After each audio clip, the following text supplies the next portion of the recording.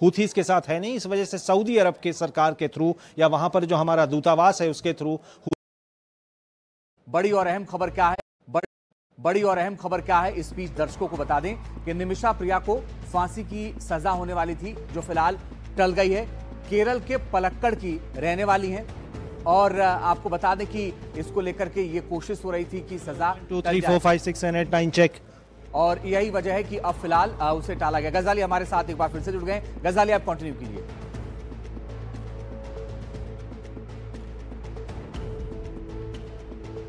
गजाली, अगर आपको आवाज मिल पा रही है तो आप कंटिन्यू कर सकते हैं। जी, तो यमन के जिस इलाके में निमिषा प्रिया को कब्जे में रखा गया था या जहां पर उनकी सजा मुकर्रर हुई है, वो इलाका हूथियों के कंट्रोल में है। भारत सरकार का कोई राजनयिक संबंध हूथीज के साथ है नहीं। इस वजह से सऊदी अरब के सरकार के थ्रू या वहां पर जो हमारा दूतावास है उसके थ्रू हूथी के इलाके में हूथी के सरकार के साथ जो है भारत सरकार की बातचीत चल रही थी। लेकिन एक समझ ले कि कबायली इलाका है, ट्राइबल एरिया भी कह सकते हैं कि तलाल अबू अल महदी जो थे, जिनके खून के इल्ज़ाम में, जिनके कत्ल के इल्ज़ाम में निमिषा प्रिया की सजा हुई थी, वो पूरा कबायली इलाका है। और वहाँ पर एक कबायली सेंटिमेंट, एक ट्राइबल सेंटिमेंट भी होता है कि एक परदेश के नागरिक ने आकर यहाँ पर एक लोकल यमनी का कत्ल कर दिया।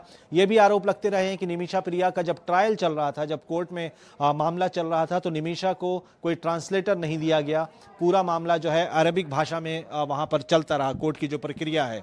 इन सब के बावजूद जो है भारत सरकार की तरफ से लगातार कोशिश होती रही कि वहाँ पर लोकल यमन में खास करके निमिषा प्रिया को कोई वकील मुहैया कराया जाए।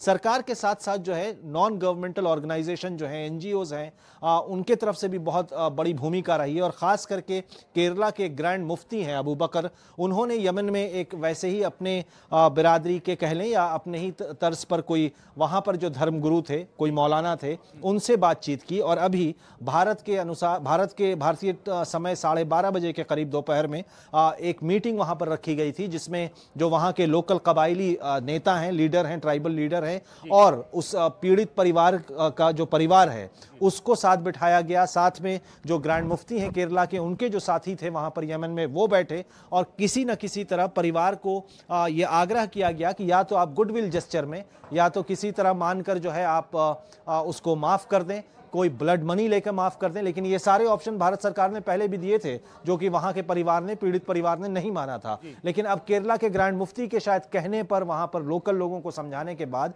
अब फिलहाल 16 तारीख यानी कल जो उनके फांसी की सजा मुकर्रर की गई थी, उसको पोस्टपोन्ड कर दिया गया है। इसका यह मतलब नहीं है कि निमिषा प्रिया को रिहा कर दिया गया है या वापस भारत भेज रहे हैं। तो अभी बिल्कुल मोहम्मद गजाली, आपने बहुत साफ शब्दों में बताया कि क्या है ये पूरी खबर। आप नजर बना के रखिएगा, आगे भी लगातार आपसे अपडेट लेते रहेंगे। लेकिन दर्शकों को बताते हैं कि निमिषा प्रिया की कहानी क्या है। दरअसल